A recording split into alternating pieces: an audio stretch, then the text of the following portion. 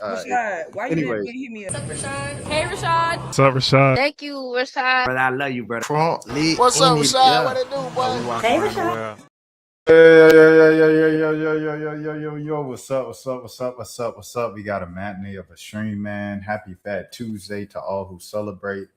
Man, rest in peace to Jesse Jackson. We ain't even gonna waste no time, man. My name is Rashad Milligan. If you're new to the channel, this is the road to 10K subs. Let me pull this thing up. Appreciate everybody that's shown love to the sci-hi video.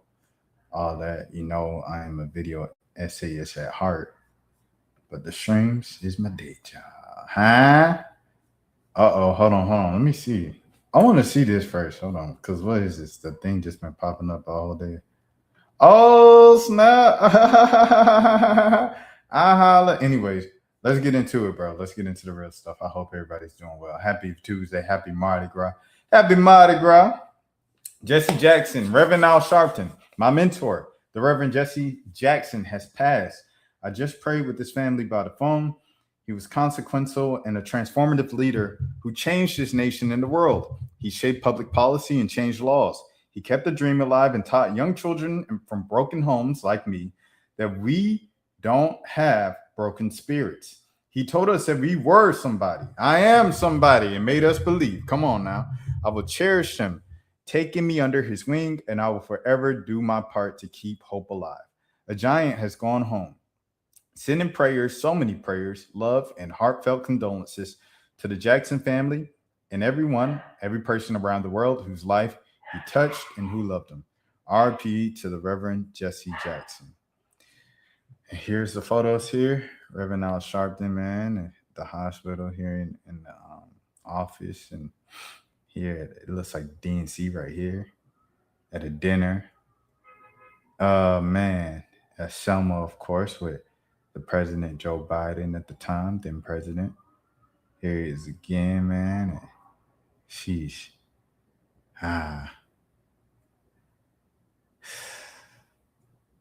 Man. Beautiful.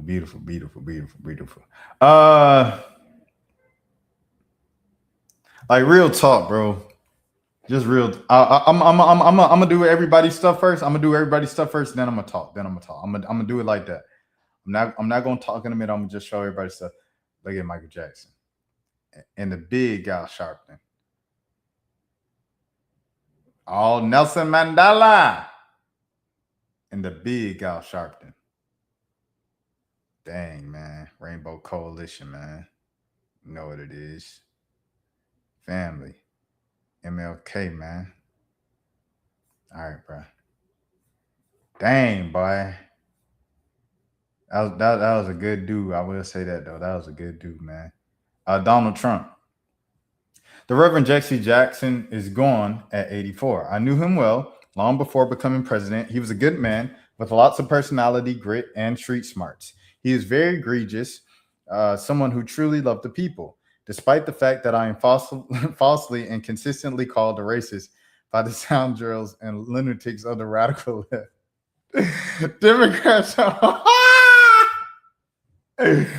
Democrats all. It was always my pleasure to help Jesse along the way. I provided office space for him and his Rainbow Coalition for years in the Trump building at 40th Wall Street, responded for his requests and helping getting criminal justice reform passed and signed when no other president would even try. Single-handedly pushed and passed long-term funding for historically Black colleges and universities, HBCUs, which Jesse loved, but also which all other presidents would not do, responded to Jesse's support for opportunity zones, the single most successful economic development package yet approved for Black business, men and women, and much more. Jesse was a force of nature like few others before him. He had much to do with the election without acknowledgement or credit of Barack Hussein Obama, a man who Jesse cannot stand. Okay. He loved his family gratefully, and to them I send my deepest sympathies and condolences. Jesse will be missed. President Donald J. Trump. Chaos Lamo. That is something, bro. That is the president. That joke of Trump, man. Like people say, like, he a funny dude, bro. Trump a funny dude, man. Funny dude. Okay. All right. I'll use this time now to talk about Jesse Jackson from my perspective, everything like that. Like y'all know, I have if you don't know, I do have a whole video and stuff like that about Jesse Jackson, probably from like a month or two ago, like when the family was announcing he's kind of in his terminal stages. So, man, my story with Jesse Jackson, he was just a good dude, and it's so important for me. Like I know I kind of like be like, yo, shout out to so and so, they're good people, but you meet and you come across so many evil and just rude, like selfish, feel like competing type of spirits, you know what I'm saying, in the industry, in the world, in entertainment, especially like when people get some clout and they get famous and stuff like that. Jesse Jackson had none of that, dog. He was literally like down to earth, everything. And I'm saying like within the civil rights space. Matter of fact, like, okay, I told this story back then. I'm gonna tell it again. So I met Jesse Jackson at Morehouse when Joe Biden and Kamala Harris were speaking there for MLK Day for to advocate for the John Lewis Voting Rights Act, right? So this was a couple years ago, and everybody was there, all the big wigs, Andrew Young, all the homies that still living. Then Jesse Jackson, Al Sharpton. I'll go over to Al Sharpton. Yo, Al, can I get an interview? Like I'm asking all the big wigs for an interview, pretty much. Al Sharpton, not this second. Let's ask me later. Ask me after the event. I said, okay, cool. All right. I go over to Jesse Jackson. Hey, Jesse Jackson, I'm Rashad Milligan. And give him the whole elevator pitch. Can I interview you? He said, yeah, come on. I said, what? And then I pull out my phone. I'm interviewing Jesse Jackson. I'm like, yo, I'm interviewing Jesse Jackson. I didn't know what he was saying because he had Parkinson's. Like what I found out later, he had Parkinson's and he had COVID during COVID. So getting COVID just it kind of expedited, like it really slurred his speech. So you couldn't really make out what he was saying all the time and stuff like that. But he was still a powerful speaker, everything. Anyways, I interviewed Jesse Jackson. I don't know what he's saying, but he's answering my questions and he's giving me thoughtful answers, and I really appreciate it. And afterwards, he stuck his hand out, gave me a firm handshake, and was like, nice to meet you, young man. Like, keep going. Like, I was like, bro, this is so crazy. Like, what the heck did Jesse Jackson? And so I walk off, whatever. Here we go. End of the event. Event ends. Of course, the vice president and the president got to go somewhere secure or whatever. Everybody else leaving. I run over. Who I see again? You betcha. Al Sharpton. Hey, Al, it's after the event now. Can I get you now? Buddy just looks at me. He had his mask on. He just looked at me, bro. Eye contact right in my eyes like this. Looked the other way and kept going. I said, boy, ain't no way, boy. Boy, ain't no way, boy. So that was my first impression of Al Sharpton. And the thing about Jesse Jackson before that, I went to Mississippi for my third job out of school. I was maybe 24. I was 24, right? So I just moved to Mississippi and I'm working for USA Today. At USA Today, this was back before you paid for verified and all that. You only get verified if you're like a journalist, a high profile journalist, or, someone at a big outlet, or if you're a celebrity. So I go to USA Today. I know I'm gonna get my blue check one day. And Dustin Barnes, God rest his soul, he got me my blue check. As soon as I got my blue check, we have the All-Star Weekend coming up. I want to say it was in Chicago, but I don't put that on me. And so All-Star Weekend's coming up. I get verified. The first person to DM me when I was verified, no lie, was Jesse Jackson, bro. It's the Reverend Jesse Jackson. And he emailed me a party flyer for All-Star Weekend in Chicago. It's like the Rainbow Coalition, Jesse Jackson Jam, All-Star Party. We're going to be fundraising for the Rainbow Coalition, this and that. He was like, hey, my friend, please spread this news. I was like, what the heck? Jesse Jackson, like, what going on? But I geeked out, bro. I was like, oh, yeah, I made it. I thought I made it from having a verified blue check, but I knew I made it when Jesse Jackson DM'd me. The first person to DM me. And then I met him first time in person. Al Sharpton just curved me. I'm thinking he about to curve me. And he said, no, let's do it. And talked to me, eye contact, gave full answers, didn't rush me off, didn't run me off, took all the time. shook my hand, gave me that respect afterwards. Like, that says a lot about his character. Everybody's stories that you're hearing, they're like, oh, he a good dude, he this, he that. With all that being said, it's time to make the transition into the next topic. And I think this goes perfectly with that.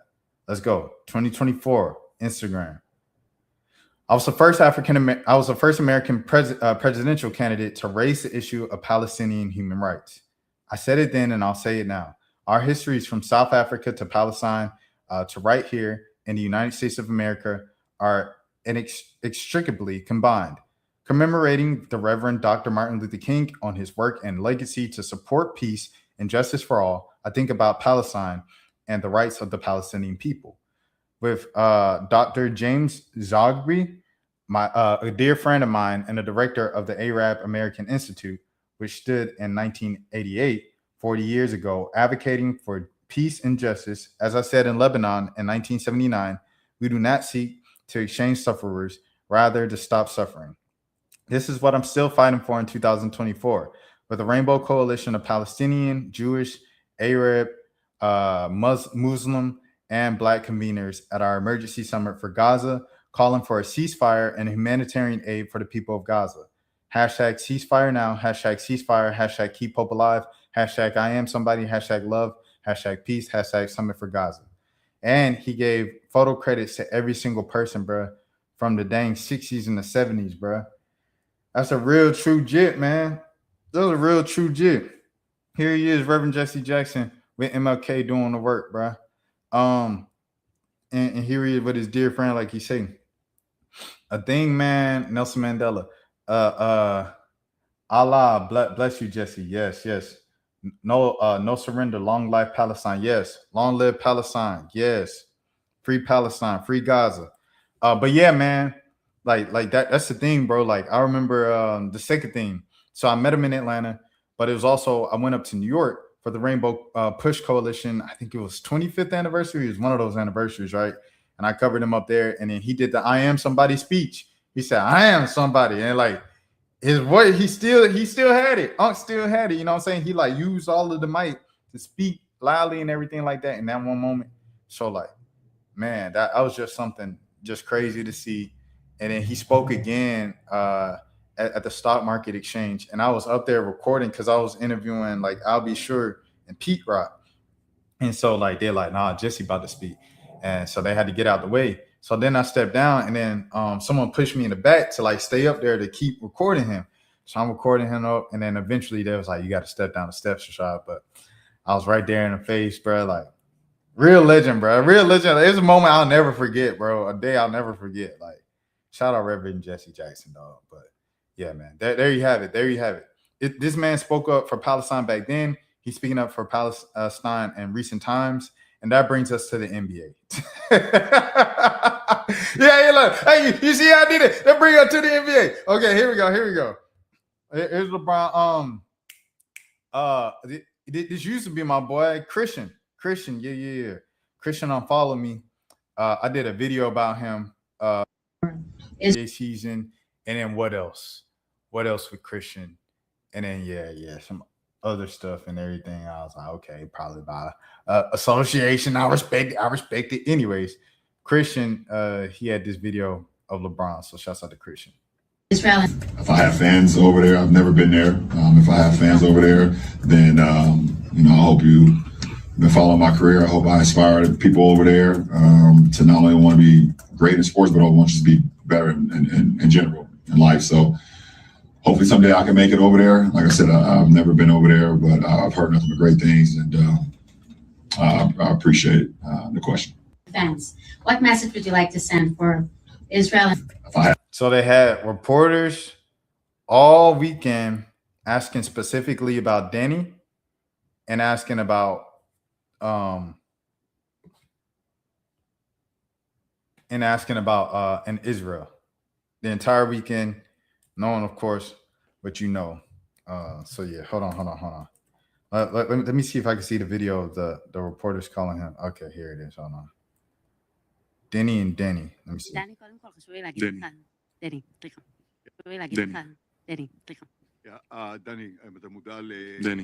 Denny Abdia. Anyways, Denny.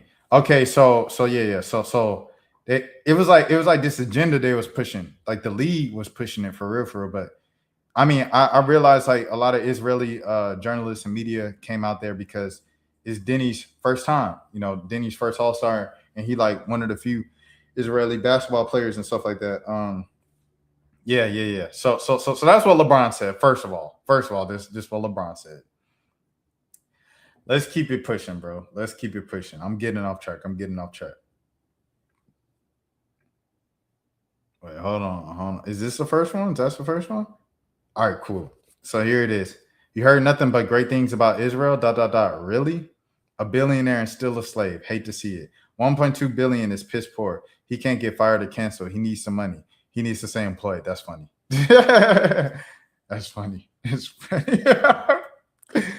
Hey man, morals over money, man. Free Gaza. The most telling thing about LeBron James coming out, free to Sudan, free to Congo.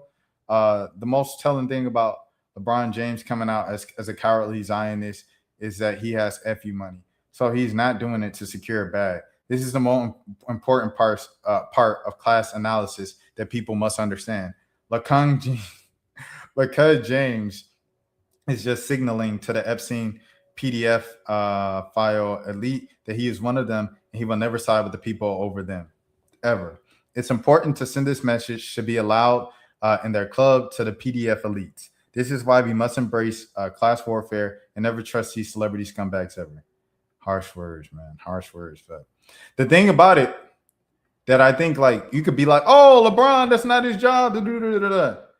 Thing about LeBron has positioned himself and marketed himself as a social rights, you know what I'm saying, figure, as someone who speaks.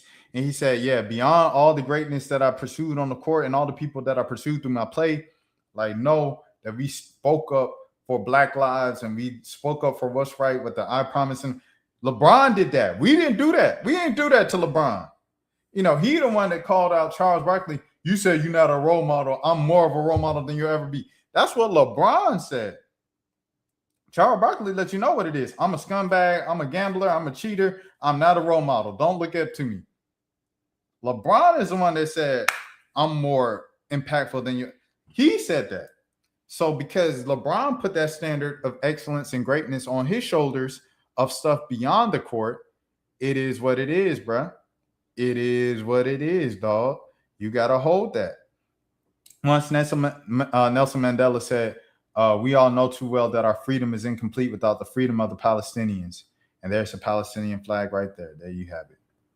Rest in peace to Nelson Mandela as well. All right, let's go on to the next thing. Here we go. Steph. I'm a Dubs fan, but it's Stephanie. Steph, he's been on. It pisses me off to no extent. Same with KD making jokes about drones. For those of you who don't know, I'm not making a video about it, but KD's DMs allegedly leaked from a group chat of his burner account, and they were talking about him being exposed as someone who has helped funded the IDF and drones and war tools to continue to invade on and implode of the people of Gaza and Palestine. And then he didn't say anything about it publicly. So privately on the burner account in the group chat, he said, you want drones? We got you. And everybody kind of laughed at it. So there it is. These dudes, these are the dudes I grew up watching. FFS, what's this? For F sakes. And to find out that they're actual horrible human beings is heartbreaking, man. Don't forget Draymond. And Draymond gave the money too. We lost a moral high ground once Draymond posted his friends of IDF stuff. Yeah, so they've been on Draymond. All right. The whole Golden State Warriors. All right, so then that goes up. People bring up Kyrie. Hold on, my bad.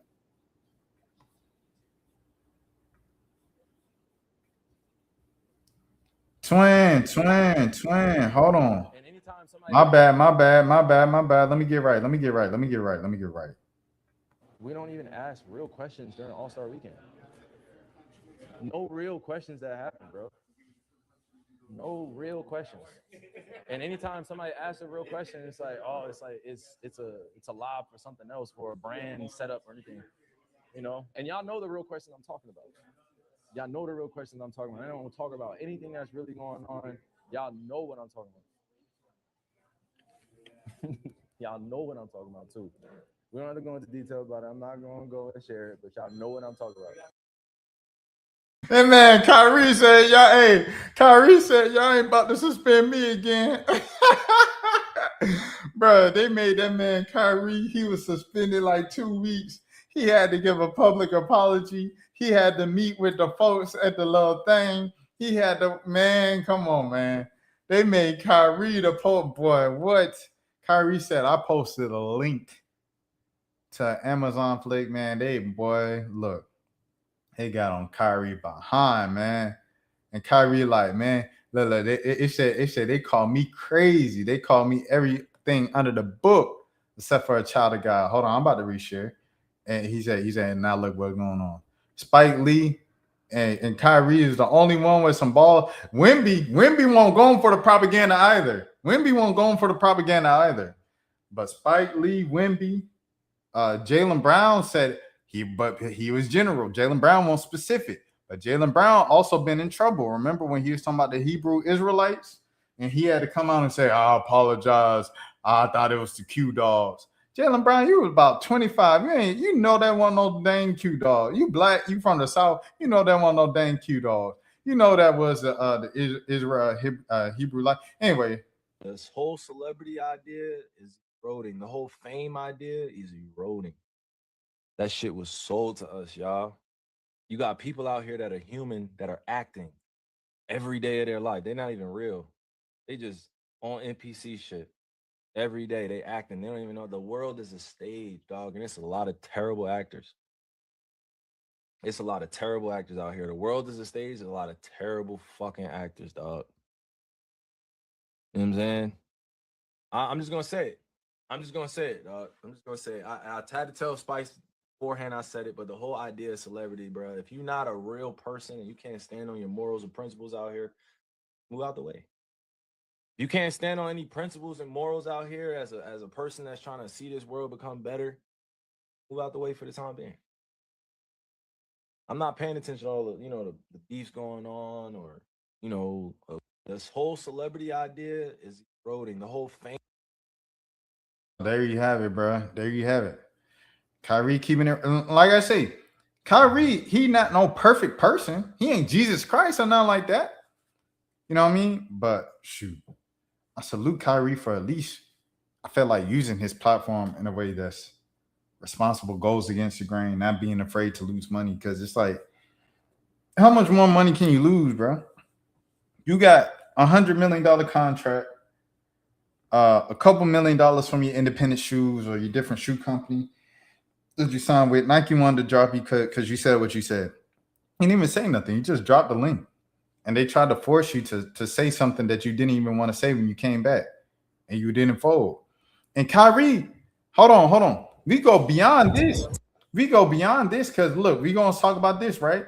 Kyrie gave $25,000 to our Connecting Gaza project to directly support the families in Gaza in desperate need of food, shelter, medical care, and more. You can help too. Make a tangible, concrete difference in people's lives today. And here it is from the rabbi.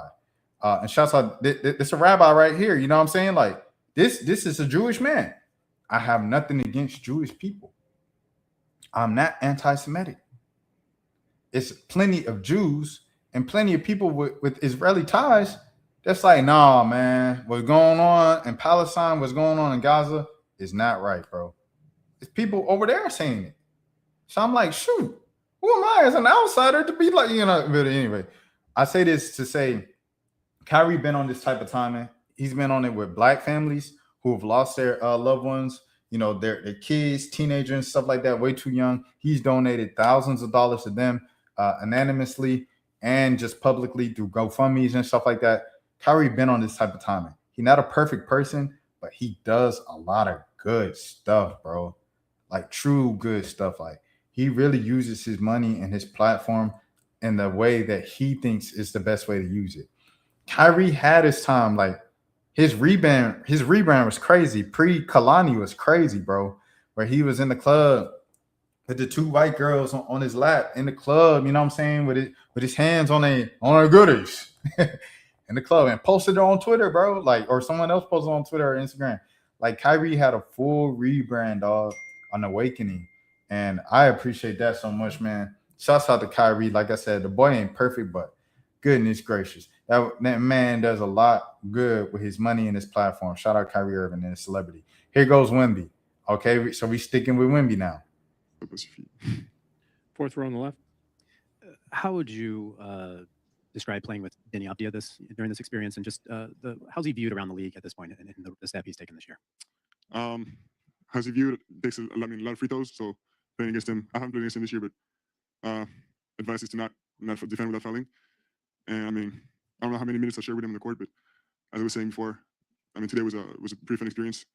I think what we displayed basketball-wise was solid, and it shows on the results. I mean, it was close games with intensity. Fourth row on the left. That man Wemby not going. My boy Wemby said, I'm not going, twin. I ain't going. I ain't folding. Shout out my boy Wemby, dog. He got a cool dad, too. Shout out Wemby Papa. If you know, you know. Okay. Kyrie sitting with the press T-shirt honoring the journalists unalived in Gaza amid Israel's ongoing unaliving wipeout. Here's what integrity looks like. Be Kyrie. Remember how in 2022 they tried to convince us this guy was the root of all evil? Facts. Facts, man. The Kyrie right here, man. Giving a hug. Who that? Brandy? Shout out Brandy. Shout out Kyrie Irving, man. Huh? What we doing? What we on? Hold on. Here we go. Not the Jewish people the problem. The Zionists. Good night, bro. Hey, good night. I appreciate the love so much. Thank you for stopping by, showing some love in the chat. Free Palestine, free Gaza, man. Hey, stay safe out there, all right? It's all love on this side. Trust. Appreciate you. All right, hold on. Next. Kyrie. We still on Kyrie. Kai and Wemby, the only two with the backbone and the conscience. And there you have it. Man. All right, next. A journalist to LeBron. Journalist Midhai Hassan wrote an open letter to LeBron James who praised Israel. You have built a reputation, perhaps even a brand, on the idea that silence is complicity. Complicity. Excuse me. You made that clear in 2007 when you loudly condemned the far-right violence in Charlottesville and dismissed Donald Trump as the quote-unquote so-called president. You made clear in 2020 when you boldly wore your support for the Black Lives Matter on your chest as you took a knee with your teammates. You made that clear in 2022 when you passionately denounced the overturning of Roe v. Wade and said that it was all about quote-unquote power and control. You were right. Silence is complicity. So where has your voice been the past 2.5 years as tens of thousands of Palestinians in Gaza have been bombed, starved to unalive? As parents dug up their children's bodies out of the rubble with their bare hands, as doctors operated without anesthesia inside besieged hospitals. Why have we heard nothing from you? In fact, worse than nothing, this past weekend we heard praise from you for the very country that has been doing the mass unalivings and starving in Gaza. Quote unquote, hopefully I can make it over there, you said, referring to the state of Israel. Like I said, I've never been over there, but I've heard nothing but great things. Nothing but great things about Israel. Seriously. And there it is. There it is, man. Shouts out to Christian, man. This video making it around the whole world, dog. It's international world news. It's crazy. And then someone made this. Jews control Hollywood. Okay, let's go about sports. Ron Perlman, Jews control Hollywood. Okay, let's go about sports. Like, Jews, we don't do sports. We don't play sports, but we own the sports teams. 50% of NFL teams, 50% are owned by Jews. We make up 2% of America. We own 50% of NFL teams and about 33% of MLB, NBA, and NHL teams. Ron Perlman, Jews control Hollywood. Okay.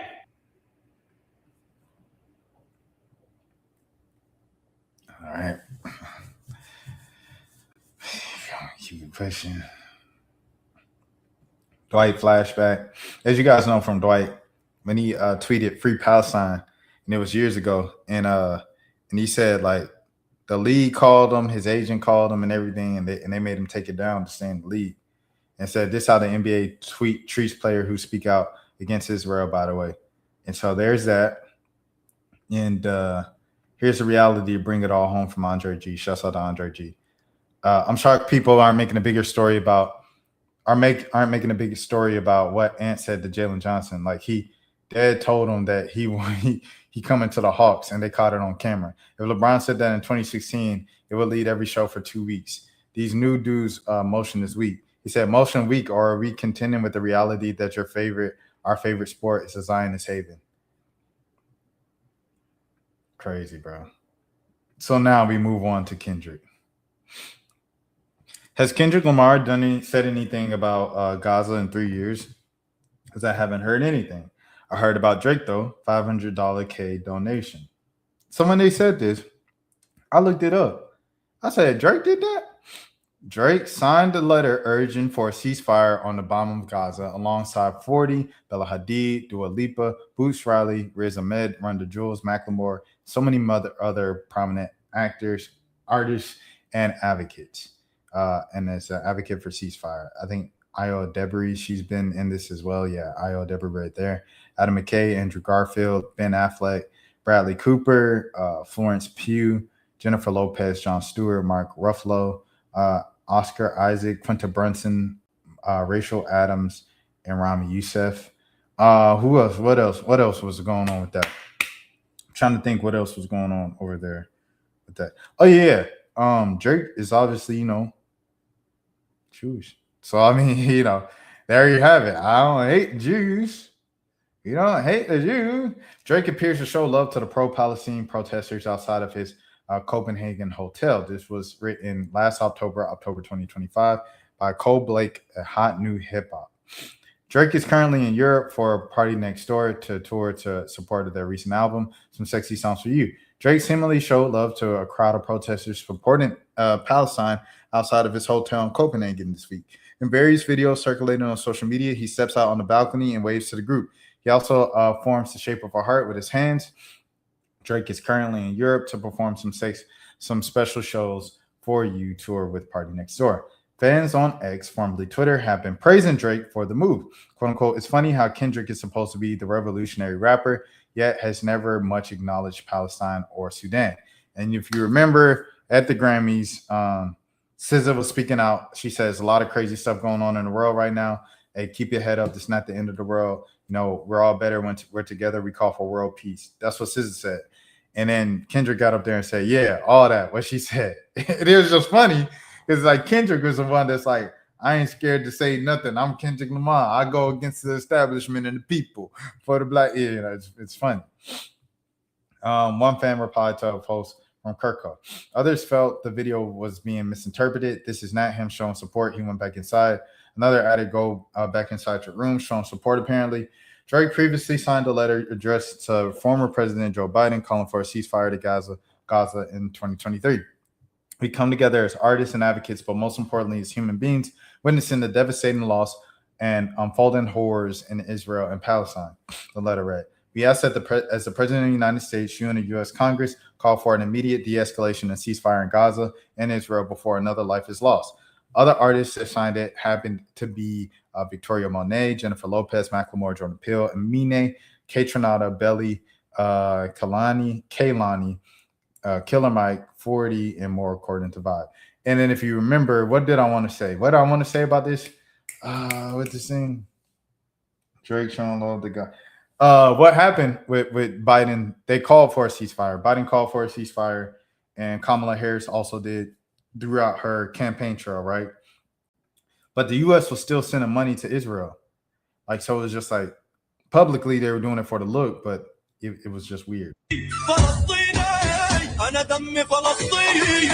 So here's Drake right there. Nothing but Palestinian flowers. And he, showing love to him and stuff like that. Love. In other news, Drake is currently preparing for the release of his highly anticipated studio album, Iceman. He's already released 2 singles from the project, What Did I Miss, on July 5th, followed up by the collaboration with Central C on which one on July 25th. Drake still hasn't confirmed the official release date for Iceman, but it's teased that it's coming soon on several occasions. His ongoing tour, Party Next Door, is set to wrap in September. Johnny Manziel has also hinted that the project will arrive this fall. It did not arrive this fall. Okay, all right, let's go to the next thing. I did think that was interesting, though, from Drake. You know what I'm saying? We get on Drake a lot. Oh, I get on Drake a lot. Here it is. So Beyonce posted Bad Bunny's show on her story. And then she posted this picture that said the only thing more powerful than hate is love. And then she posted a picture of herself with the Puerto Rican flag. Keep in mind, by the way, Bad Bunny is a Rock Nation artist. I'm not sure if people know this. he's a Rock Nation artist. So this girl said, "No, girl, this just won't do anymore." She's saying it's not enough. It's not enough.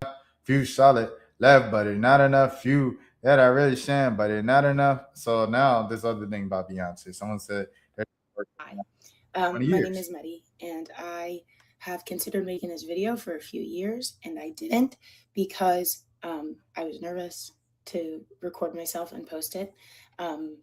But I'm at the point where why not? So this is a story time, kind of, but also kind of a plea for help from the TikTok fam about my dad and Beyonce. Yes, that Beyonce. So my dad was Beyonce's stage manager and production manager for over 20 years. You can look him up. His name is Terry Cooley. And this is him. This is also him. This is back in 2013. This is a meme that went viral on TikTok, on Twitter a long time ago of him. And this is him. And this is actually, I'll link it in the bottom. This is actually a short film that Beyonce had her team make. It's about 2.5 minutes. I encourage you guys to go watch it. It'll really substantiate what I'm about to say. But it was about the work. It's called Mrs. Carter Go for Terry. And it's about the work that my dad did with her and did for over 2 decades. And this is my dad. And this is me and my brothers and my mom. And this was at my graduation. And so that's my family. So here it goes. My dad worked for Beyonce again for a really long time. And throughout those years, he was, the stage production manager. And for those of you who don't know what that position entails, it's everything. She is known for putting on some of the most elaborate, amazing, beautiful tours, concerts ever. And my dad was at the heart of them. There's usually a couple different stage and production managers, one that designs the stage and controls the design of the stage, and then one who oversees the creation of the stage and the actual show, putting on the show, piecing everything together. And that is my dad. He is the heart and soul behind the Beyonce that you guys know, behind the performances and the shows put on by the Beyonce that you all know. So around a couple of years before COVID, maybe a year before COVID, my dad, who also tours with other people, whenever Beyonce's not on tour, he's toured with many, many other people. And so at the time he was doing I believe a residency with Mariah Carey in Las Vegas. And there was an incident where, it's kind of complicated, but essentially he collapsed and he was having some issues with his neck, some pinched nerves. They had to take him to the hospital. He had to be taken off the residency. He came home, he ended up having to get surgery. It was a pretty big deal. But the I guess diagnosis was essentially that my dad was overworked. And that's not by any fault, particularly of Beyonce or anybody else. My dad's just a really hard worker. And going back, if you go watch this video, it will exemplify that. My dad worked, 22-hour days when he was on tour, and he'd be on tour for months at a time, traveling the world. So you go from airplane to tour bus to working 24-hour days, setting up, starting, closing down the show, sleeping for 3 hours, and then doing it in another city the next day. So my dad worked his ass off my entire life. And as a result, he ended up having some very extensive and severe physical trauma. So he ended up getting treated. He got his surgery, and then COVID happened. And when COVID happened, there were no tours, and my dad got paid on a as work basis. So when there's no tours, there's no money. And so during those couple of years during COVID, where there were no tours to be had, my dad had to use his savings to pay all of my family's bills. And that ran out. And so the house that my parents built when I was little and that I grew up in, my parents had to sell it because they didn't have any money. And so they sold their house and moved into my grandmother's house. And then less than a year later, the Hurricane Helene hit, and my grandmother's house flooded. And it flooded about 5 feet, and my parents were displaced. My grandmother went and moved into my aunt's house, and my parents, by the grace of God, literally, and our church and the connections in our small town, were able to move into a home owned by this man from our community who's been so kind to let them stay there for over a year, during which time my dad has done everything he can to fix the house. But financially, it's just they're at a stopping point and they can't get back into their home. But nevertheless, going back into how this is relevant to Beyonce, my dad spent a few years during COVID rehabilitating, and he never fully got back to the physical ability level that he was at before his incident. But nevertheless, he rehabilitated himself extensively, and he was elated when he got a job opportunity to go with Beyonce to a hotel opening, if I'm remembering correctly, in Dubai. And so, this was a big deal. This was the first time my dad had gone back out into the field since his injury. He was excited. He missed his work. He needed the money, right? So he goes out to Dubai. And I can't remember exactly how long he was out there for, but essentially he got fired because of his physical state. The team that was working for Beyonce at the time, and mind you, again, my dad has been not only on Beyonce's team, but one of the head people in Beyonce's team for 20 plus years since he was working with us, since she was in Destiny's Child.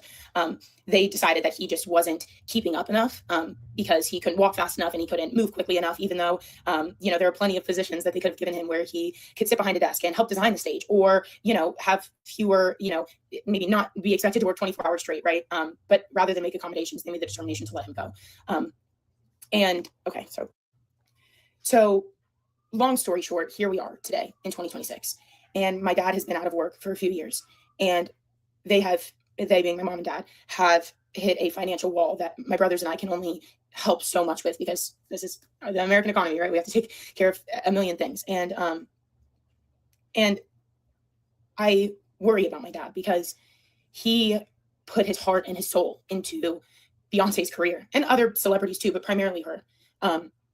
And they cut him loose and fired him after 20 something years of service, after he gave his health and his body to helping her succeed. And without so much as a livable or a substantial severance. So where we're at now is that my dad is suffering financially, and he's suffering emotionally, because he was basically, my boyfriend compared it to Cam Newton the other night, if you're a football fan, but those who know that, I guess Cam Newton said once that he knows in his mind that he's done playing football, but he doesn't know in his heart. And that's my dad. Sorry. So anyway, I'll make this short. My dad has given his all to his career, and the fact that it was cut short is really painful to him. And so that, plus the fact that financially it has crippled him, has put him in a terrible place that I never want to see someone that I love, let alone my dad, who I look up to and is the light of my life. So if you could go watch the video, that'd be great. And if you could tag Beyonce and ask her to make things right with my dad, and maybe apologize for disregarding the career that they had, that would be great. I don't know. And if you have anything nice to say that I could pass along to him, that would be great, because he deserves it. And I don't want no apology from if I'm you, I don't want no apology from Beyonce. If business is business, business is business. A severance package, though, like you say, a better severance to have a livable lifestyle for the next 20 years. Yo, so-and-so, Papa Cooley, you looked out for me for 20 years. I got you for the next 20. You know what I'm saying? We love you, everything like that. Business is business. You're not up to speed. You can't do this work. That happens all the time, where people get pushed out of work. But a severance, as a thank you and everything like that, it's so tricky, because we just talked about, it's kind of like almost kind of Glorilla-ish, but it's not really fully, because this person was doing the work. You know what I'm saying? So it's like, you have $1 billion. Your husband has $1 billion. The household has what, $2 billion in it. Stuff like this, bro. I know you can't help everybody in the world, or you're gonna go broke, but you can help the people closest to you who have been there for a certain amount of time. It's just like any other company, right? If you work for a company for 25 years, what you used to get a gold watch and a so-and-so. Right here, you need some type of severance, in my opinion. If the man been working beside Beyonce for 20 plus years, he no longer can really, because what it sounds like, Beyonce's Trini is kind of requirements and schedule, and to like just kick him off to the side of the road, to move on and get a younger kid and just run him into the ground, that's business. Is it right? No. Is it ethical? Not really, but it's business. You gotta, you know what I'm saying? You gotta. So there it is. Charles said, "What's good? What's good, Charles? First of all, happy Fat Tuesday, happy Mardi Gras." Taylor Swift gave all that money to the people that did for her, and Beyonce could spare a few dollars. I agree. Beyonce can give a nice severance, bro, to someone who worked with you for 20 years. Because there's only so many people, I'd imagine, that have worked with Beyonce, next to Beyonce for 20 plus years. Like, I don't know how long Yvonne's been with Beyonce, but Yvonne, the publicist, Julius, he seems pretty young, so he's probably been her. I don't know how long Julius has been the bodyguard. People like that, bro. Like, it's probably only a handful of people who have been beside Beyonce for 20 plus years. Like the Les twins, the little twins, whatever you want to call them. They've been with Beyonce for the last several years, but not 20 plus years. It's only probably a handful of people who've been with Beyonce 20 plus years from the Destiny Child days still on our team. So I think all of those people, once they're pushing to retirement, like you gotta support them folks, bro. That's just what I think. You can't save everybody. That's how you go broke, but you can help a few people here and there, bro. That's it. Thanks for watching. You ready to go, guys? All right, guys, we just have to show everyone stand by. Here we go again, right?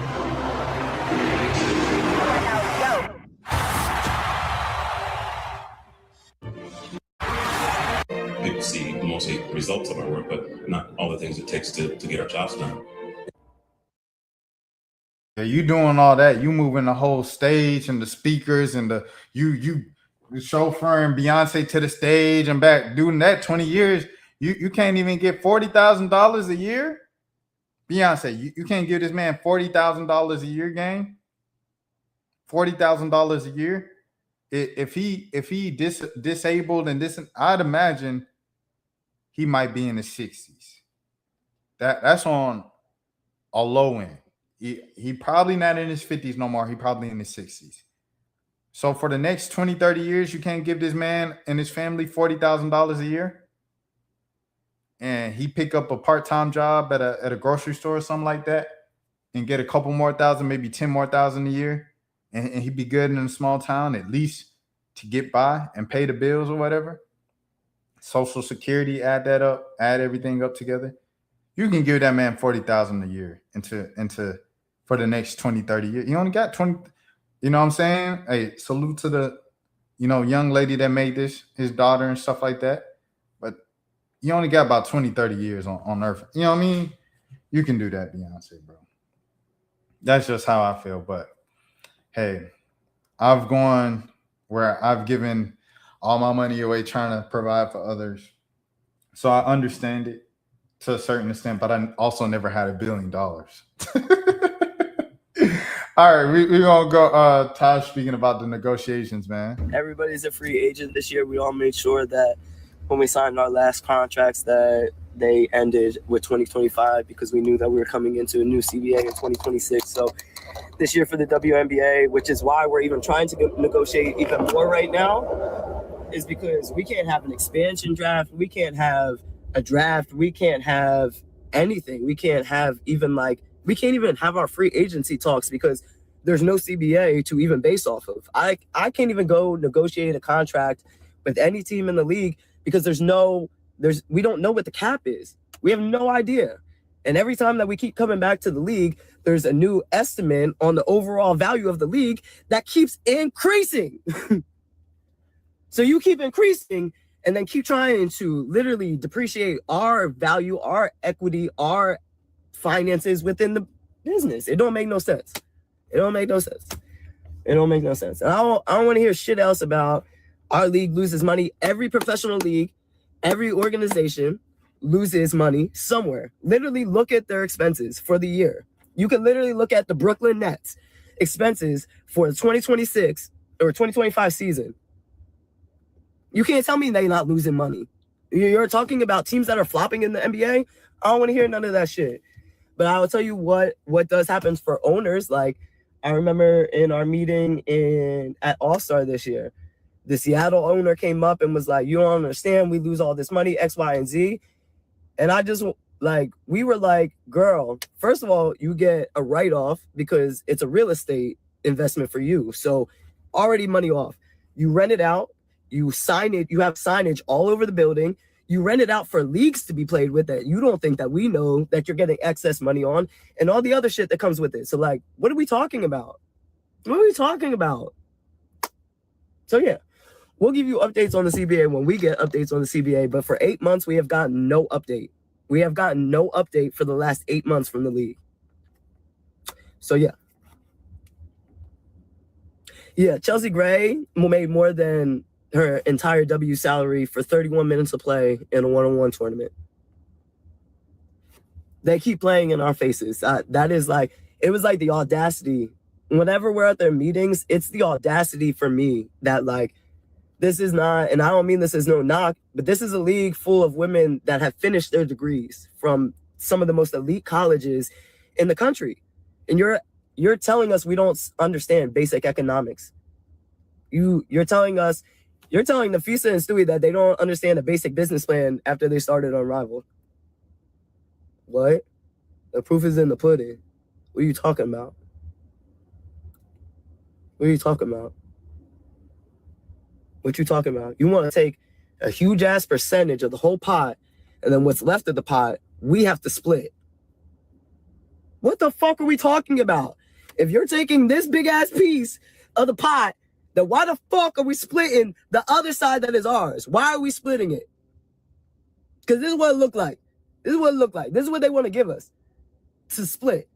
So essentially this is what they're trying to give us.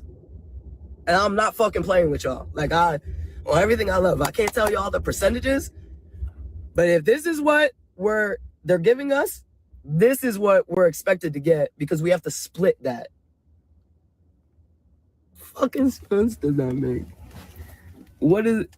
No, I'll be damned. I will be damned because I've played in this league since 2015. I'm going into year 11. And from the time that I came into this league until now, we have fucking blown the roof off the bitch. We have blown it. We have blown it off the bitch. You could go back a few years ago and be like, nah, we can't give it to you. And we'd be like, we understand because we're not there yet. That's what we did a few years ago. We're not there yet. So we're going to take the fucking short end of the stick. But when we get there, we're not taking the short end of the stick. We're not doing it again. So, yeah. We're going to get into these CBA talks, but we're not backing down. We're not backing down. We're not taking no fucking percentage that y'all would be disgusted if you heard the percentage that they want to give us. It would actually. And if I didn't sign the NDA, y'all know I'll fucking tell y'all. I mean, we can't talk about this shit. I'm going to get fucking sued. But just know, this is what they want us to split, which means that we get about this. We want this. Not this. We want this. And y'all can have all of this. But we just want this. This is all we want. This is all we want. This. My head barely fucking fit in it. This. You feel me? This. Man, it's not just all on Kathy. And that's me telling you. It's not just all on Kathy. We still have to answer to the NBA. So, Adam and Kathy. Both of them. Add Adam to it. Add Adam to it. We're not even asking. Like, people are like, oh, you can't get with that music. They get 50%. They get 50% in the NBA. They get 50%. We're not even asking close to that. We're not even asking close to that.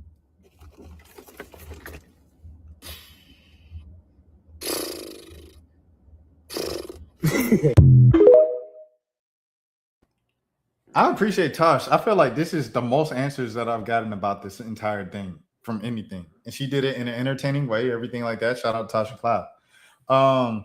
Bro, she pretty much said what's going on right there, dog. She said as much as you can say, I hope she don't get in trouble for it. If the NBA get 50% and the WNBA was getting 9% beforehand, she said it looked like they're asking for about 30 to 25 to 30% revenue. 25 to 35% revenue, because that's definitely probably smaller than 40%. If this is 50%, right? This 50%. This is what she did. So this is 50. This is what she did. That's about 35%. So if they're asking for about 35%, we can negotiate down to about 25, 30. That's still a bargain. Like, you can't say Paige Beckers is worth $1.5 million. Juju Watkins is worth $1 million. Flajay Johnson's worth $1.5 million. Angel Reese is worth $3 million, and Caitlin Clark's worth $3.5 million. But we gonna give you $70,000 a year. Like, that don't even make, like, the jig is up. What Tosh said, if this was a couple years ago when we originally came to the table, bubble year, whatever, woo, okay, we're not there yet. We'll take the short end of the stick and we'll earn it. But we're not gonna keep cheapening our worth. Players have to hold on. Players have to keep fighting. Like I said, I met Asia Wilson. When was that? Like last week. And of course, I met Asia Wilson before and interviewed her throughout the years in a press conference setting. But for the first time, I talked to her in a non-press conference setting, just casually at a game, at a Miami Heat game. And shout out to the Pelicans. And, you know, I just asked her, I was like, what's the update? Like, how's the negotiations going? She's like, they're going. I said, so, like, what you thinking? Like, about July, or, you know? She's like, you asking the wrong person. I have no clue. I was like, that's real. But it ain't looking good, bro. It just ain't looking good, dog. It just is not looking good, bro. So there you have it. I would love a season this year, but I don't think we get in one, bro. And this is not me with no inside information or someone told me this. This is just me just looking from the outside looking in. It does not look good. It's February. The season's supposed to start in May. You know, March Madness about to start in college, because, you know, March Madness is about the start of the WNBA preseason for real, like the end of the off season. And because right after March Madness is the WNBA draft historically, and then the draft, and then you go right into training camp into the season. We're not going to have that this year, you know. So that's something. It's sad, but that is what is going on right now in the W. So enjoy this. I enjoyed the one-on-one. Everybody else enjoyed the one-on-one from the comments. People who don't even like the WNBA was in my comments, bro. With the one-on-one, it was like, yo, they was fighting. This is competing. They playing defense. They did it. Like, they really enjoyed it, bro. So shout out to Unrivaled. Great product. Y'all know y'all got a great product, everything like that. Y'all just doing it the right way. Shout out to everybody, man. Let's go, Mark Cuban. Mark Cuban has embraced tanking. This, ladies and gentlemen, is the answer. Take it from someone with the experience who knows, not talking heads, the NBA. And this is Rayford. I think Rayford, he encouraging tanking inadvertently. You know, Trey was dang game time decisions with the Hawks. He was listed as available with the Hawks, and right before they marked him unavailable, and then he got traded, bro. You know what I'm saying? Like, it just is what it is. Trey now, I don't think Trey hurt. Trey not hurt. Trey sitting out because they told him to sit out so they could get AJ. This is not, once again, this is not confirmed reporting, inside information. This is just me just watching from the outside, following the Hawks on a game-to-game basis, seeing that Trey was healthy enough, and they started holding him out at the end of his term with the Hawks to get the trade done, to get the trade finalized over to Washington. So that joke ain't hurt for no whole season and everything like that. They trying to get AJ the monster. That's what they trying to do. They trying to get AJ the monster. So with that being said, that's why Rayford's encouraging it. With that being said, hold on. I saw a little bag on the floor. I got to clean that up. Why the NBA should embrace tanking. The NBA has Kate. What? The NBA has Kate been misguided, thinking that fans want to see their teams compete every night with the chance to win. It's never been that way. It's never been that way. When I got to the NBA, they thought that they were in the basketball business. They aren't. They're in the business of creating experiences for fans. If you can remember the score from the last game they went to, They can't remember the dunks or shots. What they remember is who they're with, their family, a date, friends. That's what makes the experience special. Last game I was at, I met Asia Wilson, and it was Miami Heat and the New Orleans Pelicans. Jordan Poole didn't play for a 9th consecutive game, and the Pelicans lost once again. The Pelicans are now 5-5 of the last 10 games. Zion Williamson, he played his 31st game in a row, which is crazy because it's like, dude is known for not playing any games. So shout out Zion. And he credits his trainer, Chris, for that. With that being said, let's get back to this.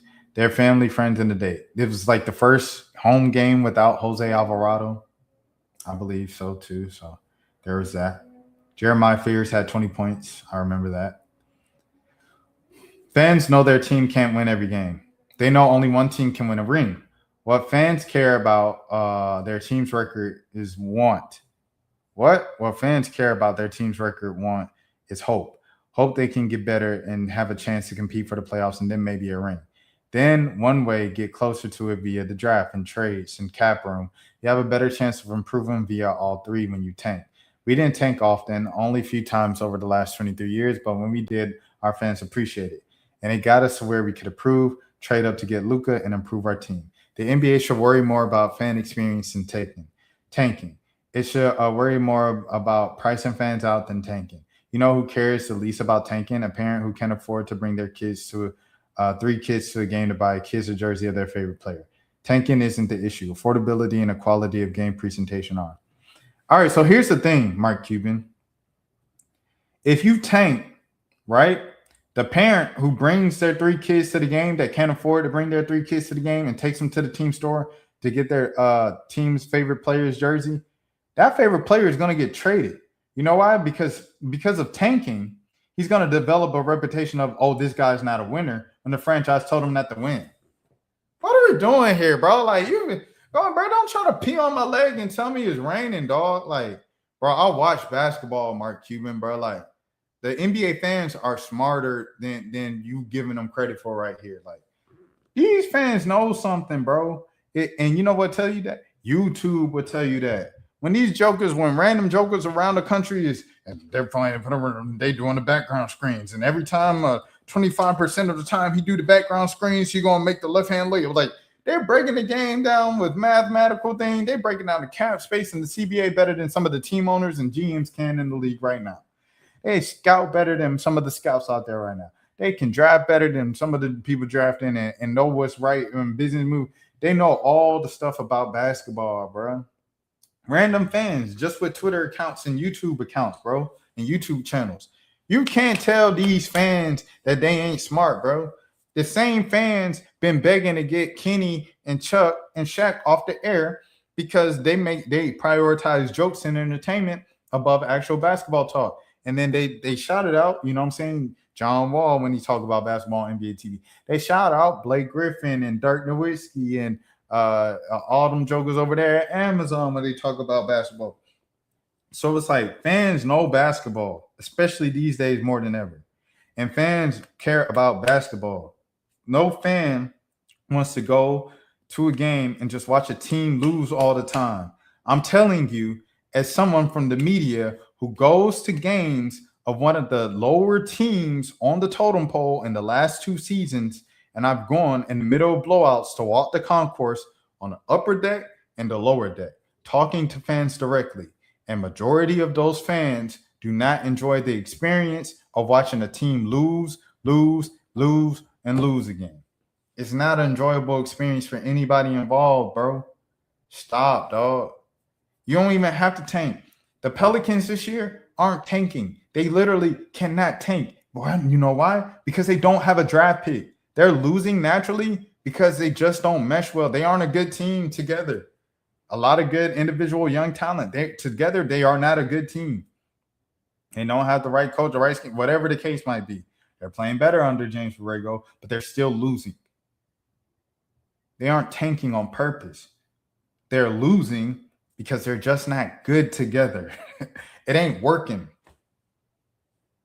So I say all of this to say, if you're bad enough to where you want to create a better future for your franchise by giving them a good draft pick and everything like that, your team will naturally be bad enough to put themselves in a position to draft one of the guys that you're talking about. So stop that, bro. We not doing that. He said, sorry for the typos, was rushing out the door. Thank you. Nah, I ain't going for that at all, bro. You play to win the game, bro. You play to win the game. Bro, don't let me find out you have some real inside information because my FanDuel is going up. Nah, I ain't got no insider information. Man, come on, dog. That's all I'm saying, though. It's just like you play to win the game, bro. Like the whole point of sports is competition. You play to win the game. If you're bad enough, you will natural selection. Man, the team bad enough. We trying to win. We playing our hearts out. They just keep winning. These veteran teams know how to close games better than us. By the end of the season, you're going to have a worse record than everybody else. It will happen. Ping pong balls. The Mavs got the number 1 pick last year with like the 11th best chance. The Hawks got the number 1 pick the year before that with the 13th best chance. No, tanking is trash. No, don't tank. If the team is bad enough, they're going to lose. Things are going to balance out itself, bro. Compete. Win the game, bro. That's what we here for. We here to win the games, man. What are we talking about right now, bro? You play to win the game. Hello? Making me mad, bro. It really honestly just makes me mad, bro. It's like the entire point of sports is to win. It's competition. It's a competition. It's a sport. Why are we playing not to win? That's not even competing. That's not even point of sports. No, sports is not bigger than winning and losing. It's literally that. To win or to lose. That's the point of sports. 75% of hip-hop Twitter accounts are secretly funded by Kelsey, and it's nasty. Is T-Law 444, the new Baby Keem album in 2026. Doesn't even sound real. I can't believe it. And there it is right there. Kelsey, Family Ties, and then Kelsey again. How I feel when I hear I'm Too from Baby Keem on Casino, and another one. Will J. Cole be on there? If they make a song like this again, I won't be mad if he's on Iceman, and it's big as the Super Bowl. So I call him out. Kelsey, once again, gambling's running America. It's running the media. It's running everything that we see. I ain't selling out for no. I'm not going. Look. Now, have I ever read one of them gambling ads for the thing? I have, but that was a platform that I did not own. I own this platform. Well, Google owned it and YouTube owned it, but I own the platform under the platform. And I ain't going for it. As long as I can control it, as much as control that I have within the space of the condensed version of YouTube, I'm not going for it. I'm not pushing no gambling propaganda. You can't win from gambling. So there you go, Charles, talking about your FanDuel account. You can't win from, you can try it all you want. You can't win from gambling. Because you win big and you're going to keep gambling. And then you're just going to lose more than you win. Like, just go. The only way you can win from gambling is if you have more earnings than what you spent and then you die. That's the only way you can win from gambling. Every other time, because if you live long enough to keep going, you're going to eventually lose your money again, bro. Just is what it is. I don't make the rules. All right. Next. He's developed an app to stop your scrolling, to stop doom scrolling. Here we go. Let's click on it, see what the young man talking about. Hours and hours scrolling on shorts every single day. So I built an app to fix it. Hey there, my name is Senor Raba, and I'm 16 years old, self-taught developer. And this is why I scroll. Alright, so hey guys, let me just run the projects. First, let's get on this. Alright, let's run.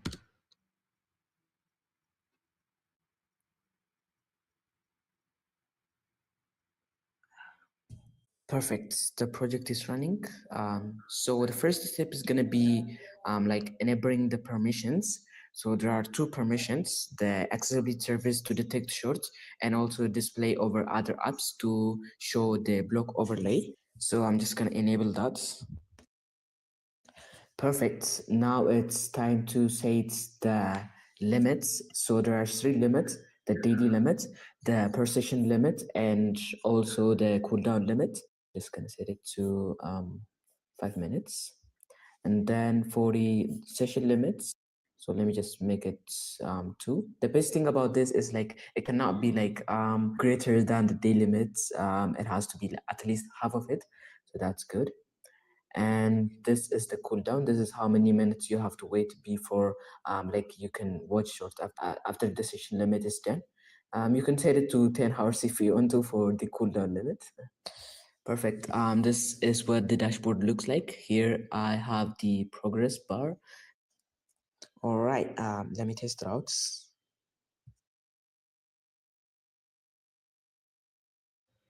Perfect. So as you guys can see, after 2 minutes of scrolling, it has blocked me from the scrolling. So that's good.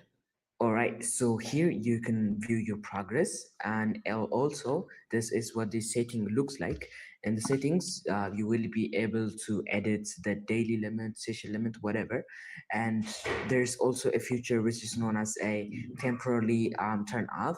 So you can turn off while scroll temporarily. And also there's a cool feature which is the focus mode. In the focus mode, you will be able to you will be able to like block shorts for the amount of time you want. So yeah, that's it. Thank you for watching. W kid, man. He's 16, you know what I'm saying? He doing his thing, bro. Salute to the kid. Why scroll? I don't know, Larizi. Shout out Larizi. Dope documentary he just dropped, by the way, on his channel. It's 2 hours. But he's talking about having this block where, you know, it does the same thing. It blocks him.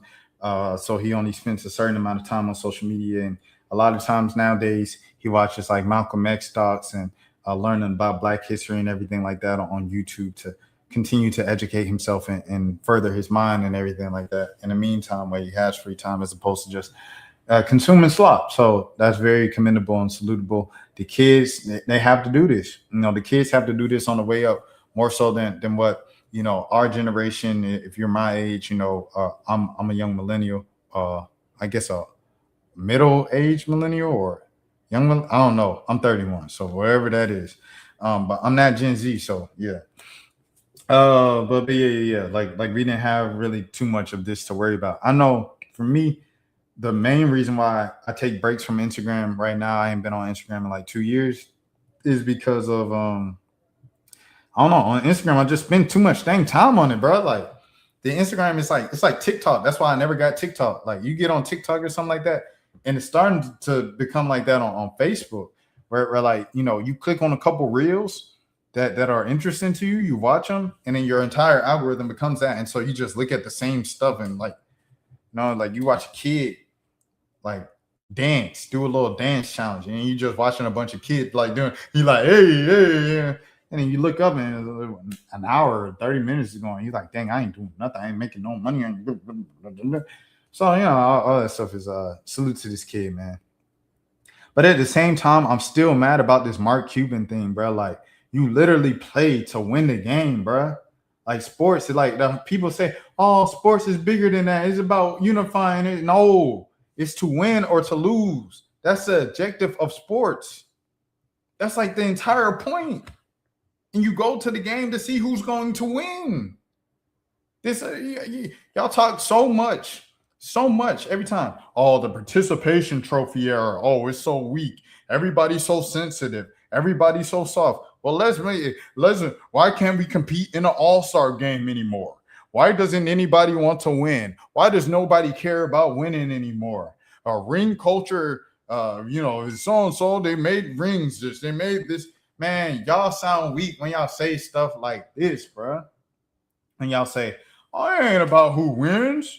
The overall win is about the family that has a good time and eats some nachos at the game. No, we came to the game to watch hoops. We want to watch a quality product on the floor. I do not care about the little circus show that you booked for the halftime little 5 minutes. I do not care about the little in-game entertainment just to keep me from looking at my phone during a timeout. I do not care about any of that. What I want to see is quality basketball. I came to a basketball game. I did not come to a circus show. I did not come to a fan experience. I came to a basketball. I did not come to a 3-hour t-shirt toss. I came to a basketball game. I want to see a quality basketball game.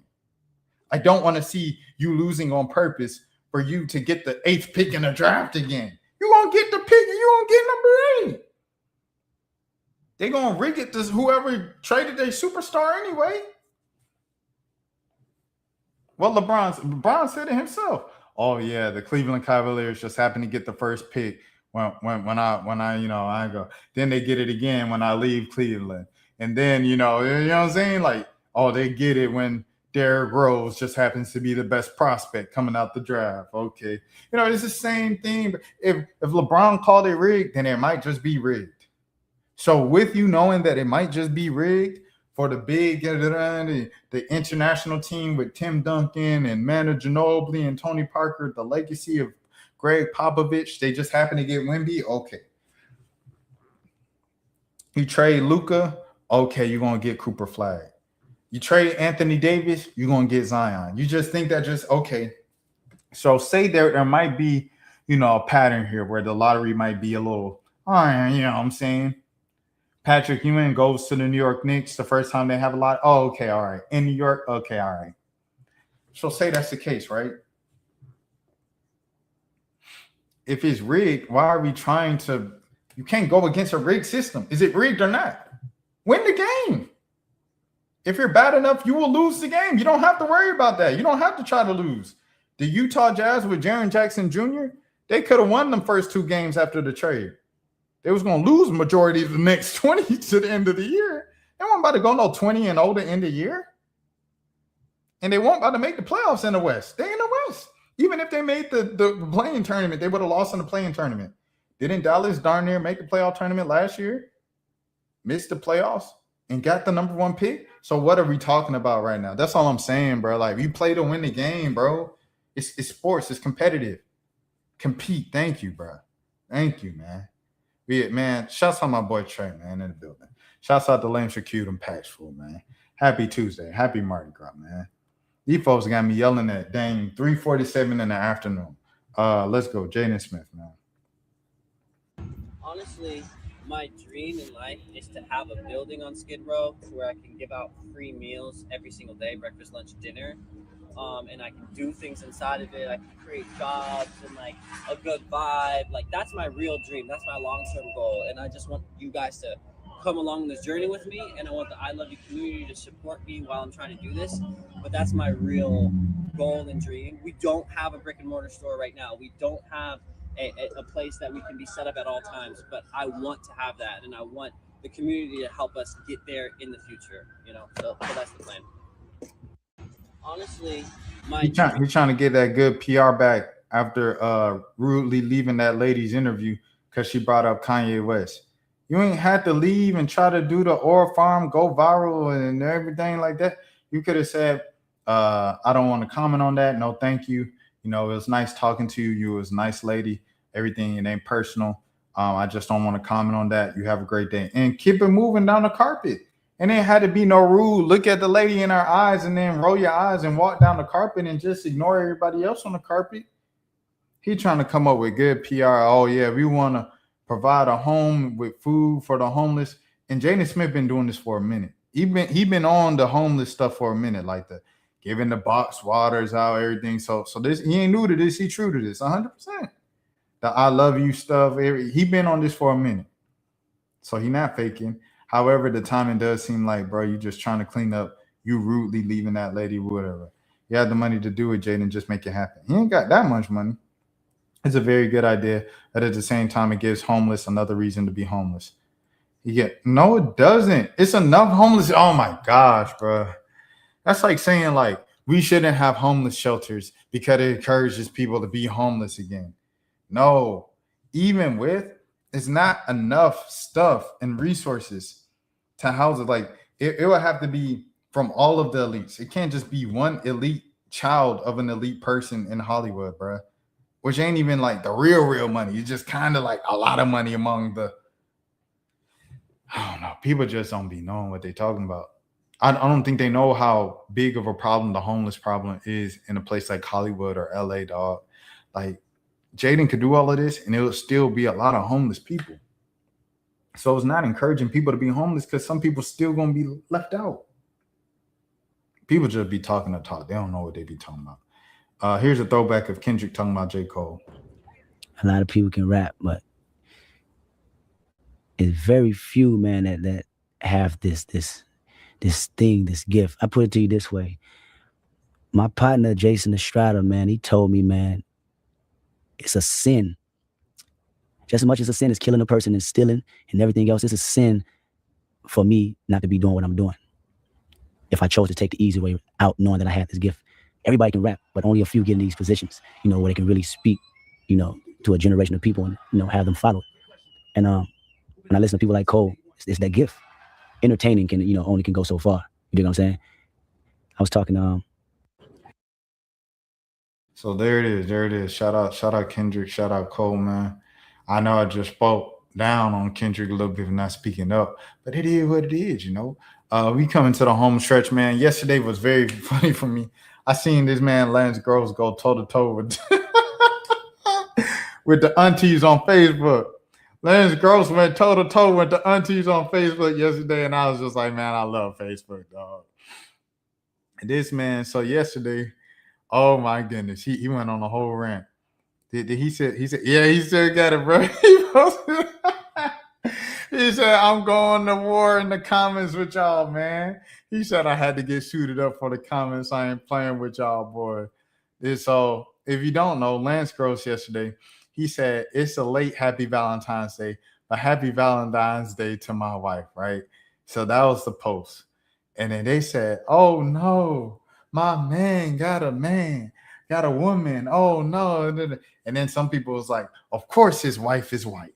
He got a white wife. And they all white. Just like Cat Williams said, they all got the same white looking wife. If you look at them in Hollywood, that's what it is. So then I'm like, bro, if you look at this lady, she obviously black. Like, there's a lot of real light-skinned folks, like Creole folks or mixed folks and stuff like that. That like, if they look a little white passing on the line or whatever, you just got to look at their hairline. And you can usually tell because it's usually a little more tan. And you see the little, you know what I mean? And you're like, okay, this person black. So with that being said, he bounced back with this. He bounced back with this one. This is my wife's father. For those of you who don't know how to use Google, Lance Gross. Excuse me. Sorry, y'all. So then you see I commented on this one. This is the best social media app. When he kept going back and forth, he said, blessing the Facebook timeline. Because then people was on the comments right here, right? And they was like, I don't care if she's white, black, or whatever. I just don't want her with my man. Facebook aunties don't play about Lance Gross. That was one thing FD signified, the Tyler Perry video. He took it down for a little day. He said he about to upload it tomorrow. I'm ready to watch the rest of it. I got about an hour and a half in. It's 4 hours. But like Tyler Perry really went after the black church demographic, which is dominated by black women. And, so with that, it's a lot of black women watching Tyler Perry stuff. So with Lance Gross, it's a lot of black women lusting after Lance Gross, and they have been for the past 20 years. So, he keeps posting. He says, blessing the Facebook timeline. Of course, she looks black in this one with the braids. She got the braids. What is it? The braids. So anyways, here's the next one. He said, third time's a charm, bro. And he posts a whole collage of her this time. They really get him mad at this point. And then he posts another one. He said the children wanted to join in and smile at the haters and give love to the supporters. So he's still going on these folks. He's not letting up. So now here's another one. Shop some. So now he's, okay, while you're looking at my page, let me promote my own stuff. He said, I'm gearing up for the comments. He's still going. And he said, I'm just asking. So then he posted a thing from what you call Woo Woo.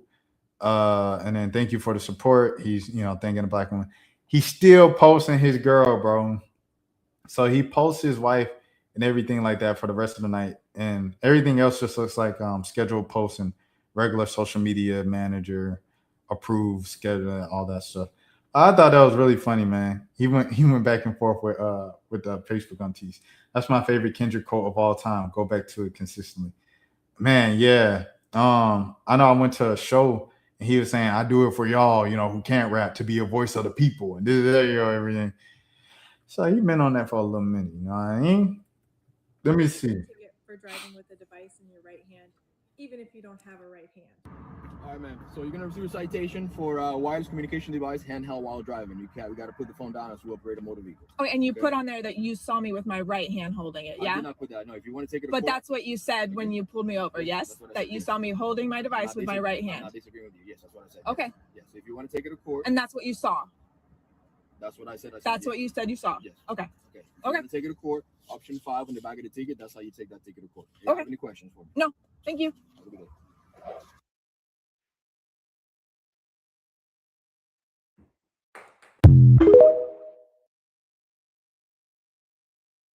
Hey, man. Look, one time I got a ticket when I was riding to work, and this is when I was like, I'm moving into the city because I'm doing the commute. I was actually on the phone with Generica Owens, the viral sports reporter and stuff like that, a couple of years ago. And because we were supposed to do something and it never happened. So I was on the phone, on speakerphone. I'm driving like this on speakerphone. Yeah. I don't talk on the phone. Don't nobody talk on the phone like this. You talk on the phone like this, or you got headphones in or AirPods in. He talking about, I said, oh, I was on speakerphone. He said, man, you was up on the phone like this. I'm on the phone driving like this, bro. Come on, bro. Like, don't nobody even drive. Like, what is this? The 90s? Ain't nobody driving with the radiation to their head like that. I got it like this. I'm on the speakerphone. So, yeah, that happened. I say all this to say cops be tripping, bro. And I hope she beat that one. Here we go. Cheating.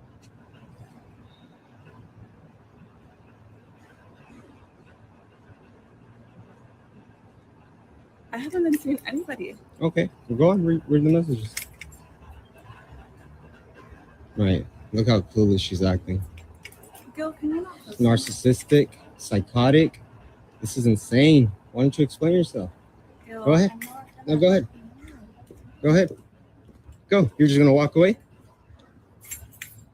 You look how ridiculous you look.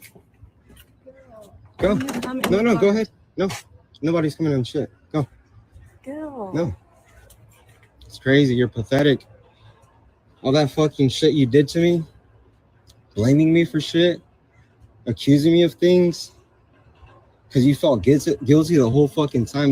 You're a narcissist. You are a true narcissist. When I told you you were psychotic, it was true. You are psychotic. You are batshit crazy. Okay. Hold on. It's true. Everything I fucking thought about you, everything I sensed, everything everyone told me, including your baby daddy. He told me she's batshit crazy. I was like, yeah, I know, I've seen it. But you know what? I continued to date you. Why? No. Get away from me. Do not touch me. I'm recording for my own safety. Okay? I know how batshit crazy you are. I know you're not. Because you're fucking... I'm recording you. That's why you're not going to do anything to me. You're insane. It's crazy. Yeah. Go ahead. Process it. Process what you've been doing to me. Gil. Go ahead. Gil. You don't have nothing to say? When you get off the camera. No. And when Gil. No.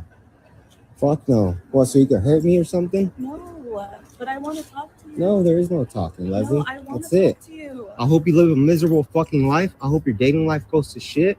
This is exactly why your dating life is shit. That's why everyone is blocked, right? Because you're fucking crazy. Okay. You're psychotic. You're insane. Yes, that's all you have to say is okay. You're fucking pathetic. Yeah. And like I said before, you are pathetic. Pathetic. What are you? It ain't going that bad if she cheating. If she cheating, somebody else out there, she done got you and the man she cheating with. At least one of them. And she said, can you turn off the camera? You can see it in her eyes. She ready to attack him whenever he put that phone down. She said, can you stop? You see her going, look. Hey, come on now. Man, I ain't playing with, man. Look. Woo-wee. Hey, someone said it right before, the night before Valentine's. They said, I love Valentine's. I'm looking forward to the tea that come out tomorrow. Man, what? Man, You can move your hands. Yeah. Mm-hmm. You like this? Setting the bars up. You see all that's right here? Mm-hmm.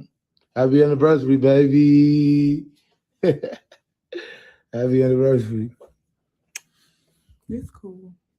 This cool. Yeah. What the hell you mean it's cool? Girl, you don't see you all over the place? It's nice as hell. Okay, but I'm a grown ass woman. Like, you do this for 15-year-olds. Like, you should have bought me something or did something or. So this ain't good enough. Look at all this. This is romantic as fuck. Okay, but I'm grown as fuck. Like, this is childish. Bro, like, you talking about you cool. grown? It's cool. Grown people don't complain about stuff that somebody gives I them. said it's cool. Like, it's cool. You know? It's That's all it is all right, cool. I just try to show you I appreciate you. I show you a whole little room, you know what I'm saying? Running this room and all, got it together. Look, nice picture of us. All this you spent on this, you could have spent this on something, like something else, going out drinking or something, like something. Like, you want to do that? We can just buy it together. You tripping. I just hooked us up, bro. I buy with you every day.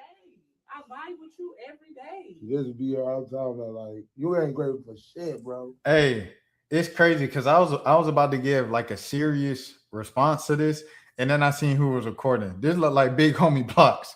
This is a skit. This is a skit. I was like, what? She did what? This is a skit. And people talking about it too. It worked. Them be the best skits. You worry about what you vibing with, man. At the end of the day, I'm trying to do something nice for you. You don't like this like that. Yeah, man. Fuck this anniversary, for real. That is crazy, but hold on. Let me see. That's Big Homie Blocks, right? I'm tripping. That ain't Buddy? That's Buddy? Let me see. She thought I forgot. Happy Valentine's. This is the same dude, right? This him? Let me see. Hold on. It's loading up. Yeah, that's the same dude. Yeah, that's him. Yeah, that's a skit. I fell for it though. I was like, dang, that's good acting. So I ain't even gonna waste time on a skit.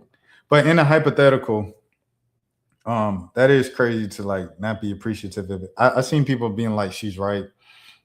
No presents, no food, nothing fun or exciting to do. She got all dolled up, getting her hair and makeup done to put on the dressing heels just to get over flower petals. He's got it is thoughtful though. Like, it costs money to do everything he did, bro. He rent out the hotel, had someone set all this up, design it and everything. Like, that's a lot of money and time. And he had the pictures of them, like sentimental. I don't know. It's crazy. Like, you could have did this at the house. Oh, that's very what you call, bro. And that's expensive. You could have did all of this after y'all went out to dinner. Y'all did activities and gifts were exchanged. She ain't give him no gifts. Where are her gifts to him? No. See. I'm getting worked up over a skit. It's fake. Calm down, Rashad. It's fake. I already got worked up and rage baited from Mark Cuban saying tanking is good. I already got riled up from that. I'm not getting riled up from a skit about romance and dating in 2026. I'm not going to. From people with unrealistic expectations. Melissa Smith. Would you ever date another WNBA player? No. Absolutely not. I'm not gonna lie. The next person that I be with, I want them to be a regular person, not famous. Unknown, huh? Unknown, like work a 9 to 5. All you care about is me, like no social media. No social media. Under like 300 followers on Instagram. Like, they're my favorite kind. You could do all that. I'm gonna eat it.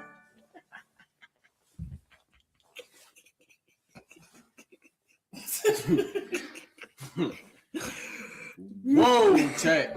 Man. I hope the next person I meet is at the library or at church. Something like that. It's crazy. Yeah. So I know you boring, like to stay in the house.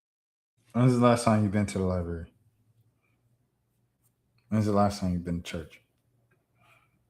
Next. Crying back at this. This is extremely funny, but it also confirms our feeling I have for a while. Nalissa blocks Angel Reese in our past searches. Yeah, Nalissa Smith blocks Angel Reese. That is funny. Nameless, Lil Key, Najee Harris, Nate Robinson versus Jake Paul, Najee Harris. Dang, Najee Harris searched up that much? They must be in like, oh, well, I guess NA, huh? They might be in like Alabama ties or something like that. I ain't know. Najee Harris had that much motion. Let me see. I'm gonna look it up right now. Let's see. I'm gonna expose myself right here. Oh, I got Tony Snow subtweet Sean for Fat Tuesday, of course. NBA Evil Eye Mike. Listen to a lot of Mike. Lareezy to watch the documentary. FD Signifier to watch the documentary. Ray on the 520 Club. Myself because I wanted to pull up one of my videos. Tina Turtle because I was looking for her music video. Toddy got my brother. Deep sleep music. I play that every night to go to sleep. Yeah, I'm not gonna say. That's one of my favorite memes. That's one of my favorite memes. Okay, let me see. NA. No, it's a completely different NA. Naomi Osaka, Nas Ojet, who that must be like a prospect or something. Nate Rashad Milligan. Oh, Big Nate when I was on Big Nate's joint. Nancy Guthrie update, like Nas Sadi, Nancy Guthrie, Natalie Reynolds, Nancy. Yeah, it's a whole different NA. Nas is down here. So who's Nas Ojet? Is that a? Oh, that's a prospect. Oh, this is a prospect. See? So you see my searches, man. I just exposed myself. It's nothing but prospects and NBA and hip hop people. All right, next. They're getting on the game. Oh, this is India. I've been through a lot. I've been through a lot in my teenage phase. I went through a lot in my 20s. I made a lot of mistakes, and there was a lot of people who drugged me through the dirt for it. And I believed it for a long time. I wasn't nice to myself because of what others said about me until I knew who I really was and whose I really was, which is yours, Lord. Now nobody can shake how I feel about myself. Nobody can change how I feel about myself. Nobody can change how I view myself. I've been through a lot. I've been through. It's sad. It's sad, man. Powerful. What you call too. Reminiscing on mistakes in her teenage days after she turned 30. The game, you going to jail. Because y'all obviously know the game and India loves singing. This is very sad. She got fame for being pretty and having a nice body at 14 years old. She's been on the internet since she was a child. Her parents failed her. As your frontal lobe starts to develop, you realize a lot. I've shared similar tears on what I allowed, and I thought it was okay as well, and not having proper parenting to have prevented it. Yeah, that's sad. I'm sorry to hear that, man. Zach King surprises kids. I have a little trick. Let's see if I can do something. Come over here and minimize this. And I stood over here that has somewhere for some images that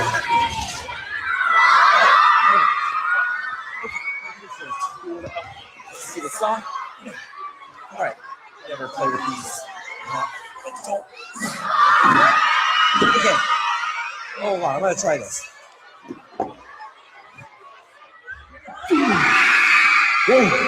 What's up? Hey, man, hey. That's a great uncle right there, bro. That's a great uncle, dog. Bro, that's a great uncle, dog. He said he changed his Yo, that's fire, bro. Before AI, we had Zach King. Hopefully I don't get caught. Dang, so Zach King be doing stuff like that? Dang. Oh, so that's his whole thing, to do the 4D stuff. Shouts out to Zach King, bro. Soon security be up there, everything. How did he still escape the screen? That's funny. Imagine you see Zach King just come out the screen. He turned the most boring part of modern education, Zoom calls, into a core memory for those kids. Facts. Man, that's fire. This hella creative. Facts. This kid is never gonna recover from this. Yo, peak creativity in this day and age. Epic troll, Zoom call to the kids and literally pops out the screen like a horror movie. Kids' face is priceless. This is content like Zach King's. So that's his thing. That's dope, man. I never heard of Zach King. So shout out Zach King, bro. Keep doing that, bro. Keep pushing the envelope. All that stuff. Yeah. Top dog, yeah. Compton Cowboy, all that, yeah. White Speed. Here's White Speed, man. My fucking speed! You look lonely. What You look like you needed some help. bro. It's Tiki. Tiki. Why Came fucking to rescue you. bro? How the fuck did you get on this island? Are you good? I swam No, you didn't, bro. How did you find this island? from I'm Panama. I'm in the middle of fucking nowhere, bro. Oh my god, bro. Yo,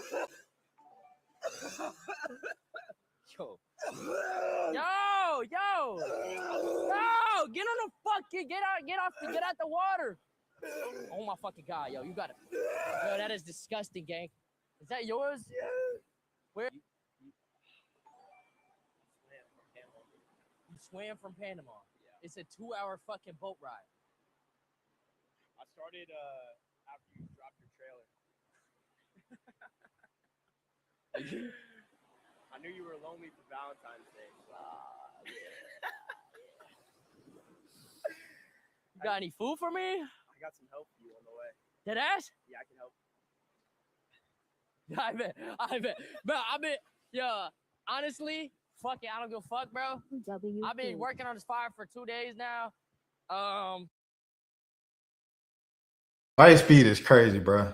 When that Joker came to Africa to pop up on speed, but then buddy, he exposed him. He said, "Oh yeah, he here in this part of Africa, this and that." I was like, "Okay, that's weird. That's crazy." Here you go. But anyways, he pushed him out. All right, bro. All right, my brother. Have a good one, man. Last dab for the road, bro. Love. Hold it down. Stay strong, bro. All right, get this. I believe in you. Time to swim back. Time to swim back. Here's your dinner plate. Thank you, bro. Best of luck. Oh, fuck.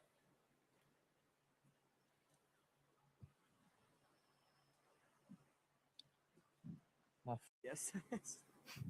All right, bro. All right, my brother. Have a good one, man. Last dab for the road, bro. Love. Hold it down. Stay strong, bro. All right, get this. I believe in you. Time to swim back. Time to swim back. Here's your dinner plate. Thank you, bro. He sent that boy back. Why is speed crazy, boy? That's a crazy swing snipe. Here's Max versus Melvin. Fuck, nigga. Snipe. I'm on it. Oh, I'm on it. Ooh. Shot. Oh, fuck. 3. Off the man. Bro, get in there, Duffy.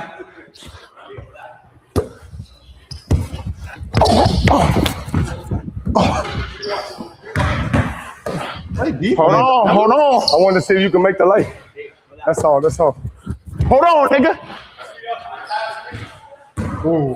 Hold on, nigga. All right, let me get in there now. Let me get this up. He's pressing up now. Shot. That's one. Hey.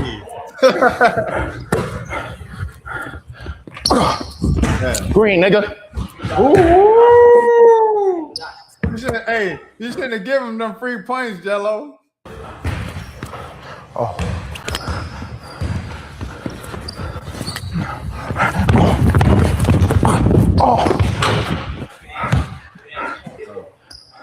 I'm leaving it. Oh, that nigga tweaking now. Fuck you, Tony. 7. Hold on.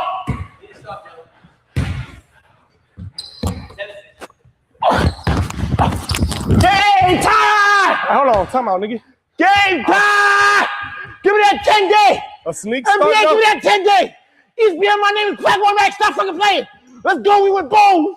Fuck is you saying? If anything, this ain't even show Jello how Playboy Max was better. It just exposed how bad he is on defense. he really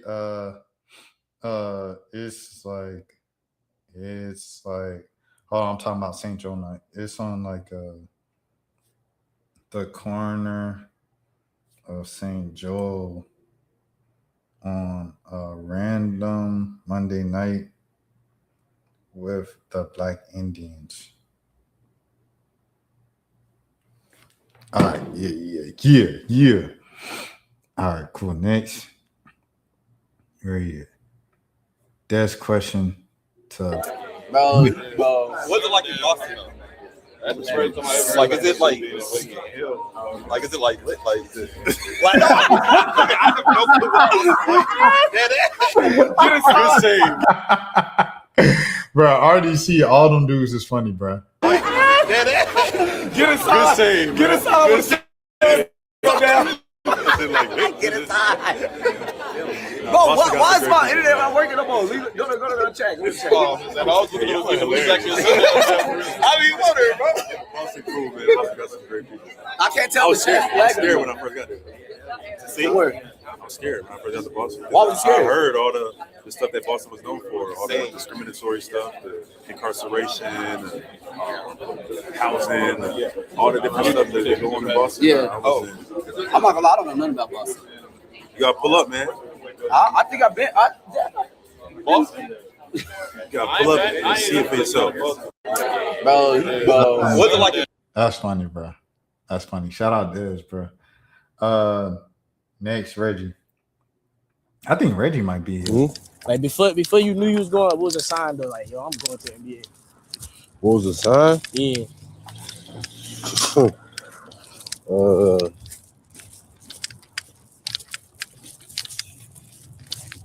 Shit.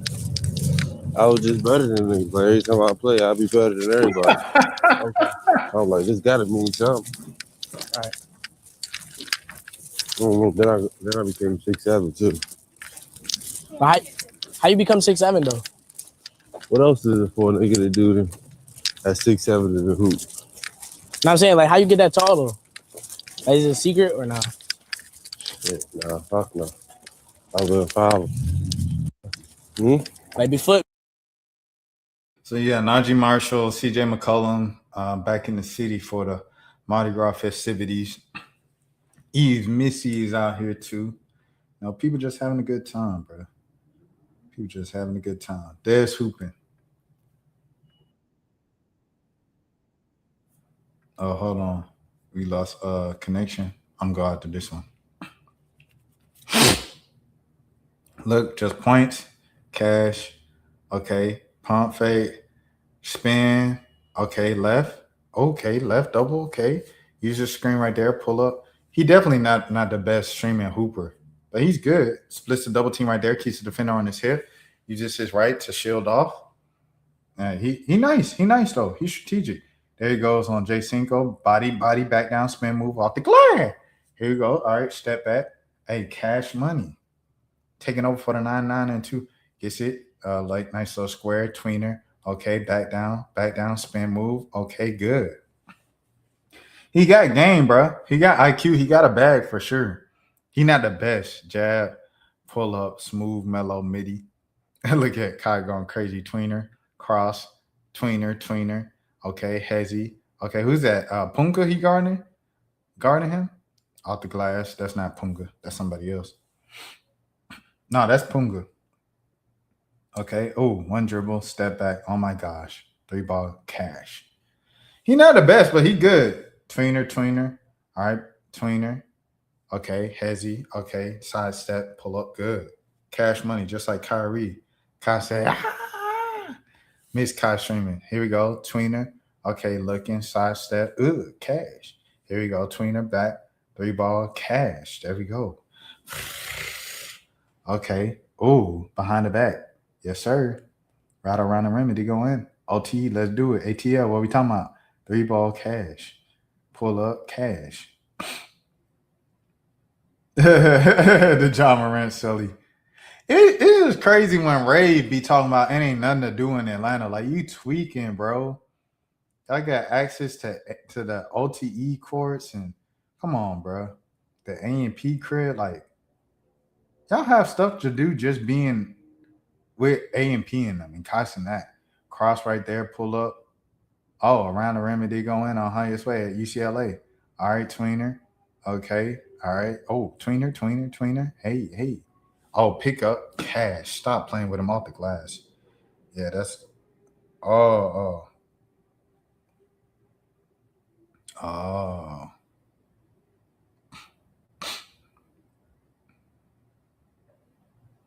That's just what I know it for. With them out there on the corner. So yeah. Let me see. DDG sees an India clone.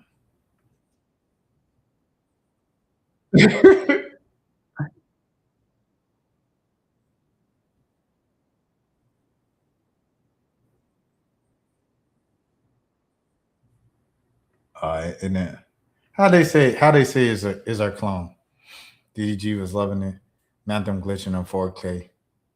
All right, that might be a fake. What you call? They write anything is captions. There it is. Aries proposes. Let's go to Aries proposal, man.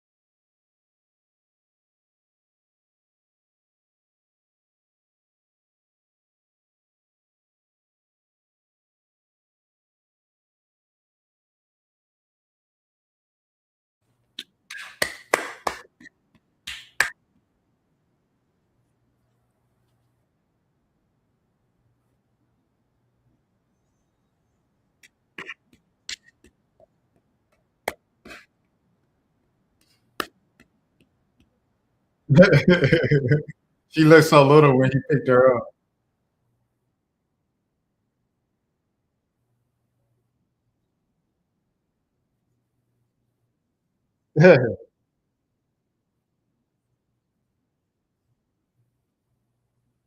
Hey yo, but that's beautiful, man. This is remind me of like Fresh Prince. Man, that's beautiful. Congratulations to Aries. Congratulations, TT.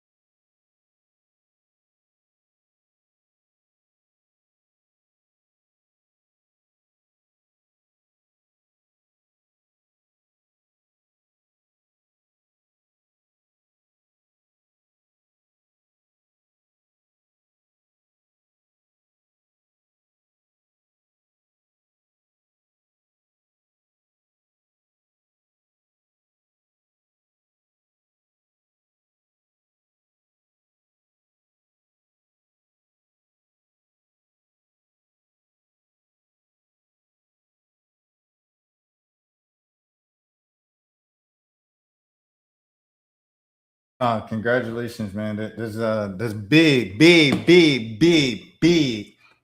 Lotto, big Aries, big TT. Here come the photos, man. Beautiful moment, man. Get in the parents' hand. Look at that. Come on now. Come on, huh?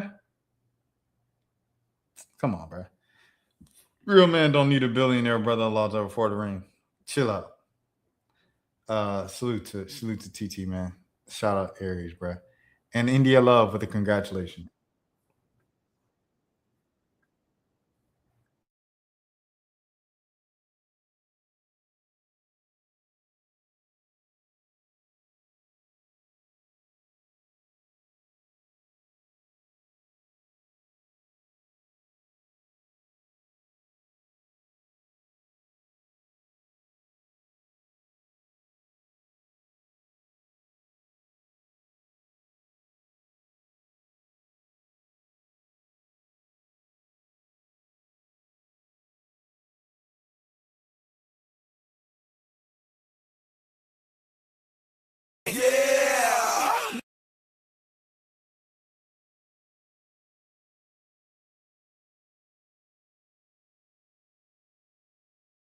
Oh, for sure. Shout out India Love, man.